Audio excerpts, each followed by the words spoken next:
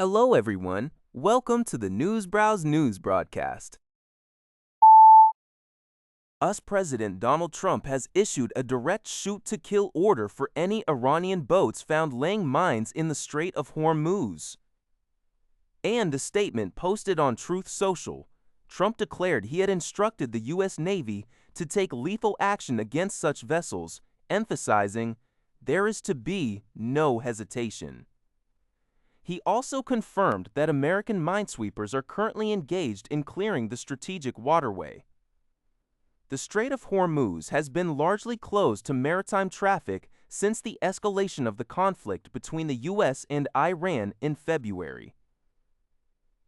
This order follows shortly after the U.S. military seized another tanker implicated in smuggling Iranian oil in the Indian Ocean, and after Iran attacked 3 cargo ships in the Strait of Hormuz, capturing 2. The president's assertive stance comes amid recent changes in his administration's military leadership with the departure of Navy Secretary John Phelan. This story is developing, and further updates will be provided by Metro.cast.ak1.k. Shinhel reports that U.S. President Donald Trump on Thursday, April 23, issued a directive for the U.S. Navy to engage and destroy any vessels found deploying mines in the strategic waters of the Strait of Hormuz. Trump explicitly stated on his social media platform, Truth Social, that there should be no hesitation for American forces to attack Iran's small boats involved in mine-laying activities. He also added that U.S. minesweepers are currently active in clearing the Strait of Hormuz.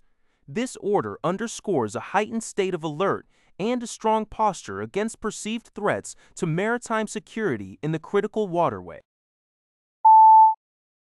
NHK reports that Iran is intensifying its diplomatic efforts. Iranian Foreign Minister Abbas Araqchi held significant meetings and phone calls on Wednesday, engaging with a special envoy from South Korea, Chung Byung-ha, in Tehran. During this meeting, Araqchi condemned the United States and Israel, attributing regional destabilization in the Persian Gulf and Strait of Hormuz to their aggression, and urged the international community to take a firm stance. Additionally, Araqchi spoke by phone with the foreign ministers of Italy, Antonio Tajani, Afghanistan, Amir Khan Muttaqi, and Sri Lanka, Begeda Harith. Analysts suggest these actions represent a vigorous diplomatic push by Iran to present its perspective to the global community. Meanwhile, Pakistan is actively playing a mediating role. On Thursday, Pakistan's Interior Minister Mohsin Naqvi met with U.S. Chargé d'Affaires Natalie Baker, expressing appreciation for U.S. President Donald Trump's ceasefire initiative and hoping for positive progress from Iran. Both sides affirmed the need for continued diplomatic efforts toward a lasting resolution. Earlier, Pakistani Prime Minister Mohammad Sharif met with Iran's ambassador to Pakistan to facilitate a second round of U.S.-Iran talks. Al Jazeera reports that Iran escalated tensions in the Strait of Hormuz on Wednesday by capturing 2 foreign container ships and firing at a third vessel. This incident is part of a tit-for-tat naval conflict with the United States, which initiated a naval blockade of Iranian ports on April 13th. Earlier in the week, the U.S. military fired upon and seized the Iranian-flagged ship Tuska, prompting Iran to denounce the act as piracy. Additionally, the U.S. reportedly intercepted at least 3 Iranian-flagged tankers in Asian waters. The Strait of Hormuz, a vital waterway for approximately 20% of global oil and liquefied natural gas supplies, has become a dangerous flashpoint. Following the U.S. and Israel launching a war on Iran on February 28, Tehran closed the passage to all vessels. By March 4, the Islamic Revolutionary Guard Corps, IRGC, asserted full control, requiring ships to seek clearance. Iran also implemented a toll booth system for vessels from friendly nations. Despite sanctions and the blockade, Iran's oil export earnings increased by 40% over the past month, reaching at least $4.97 billion.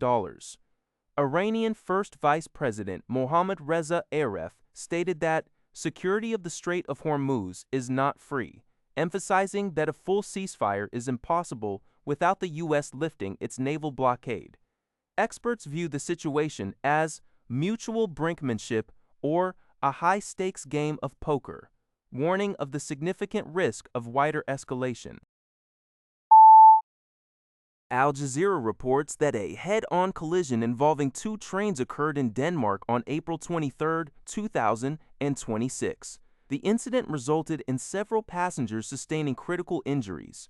A video accompanying the report shows the immediate aftermath of the crash. Further details regarding the cause of the collision or the total number of casualties are not provided in this specific report.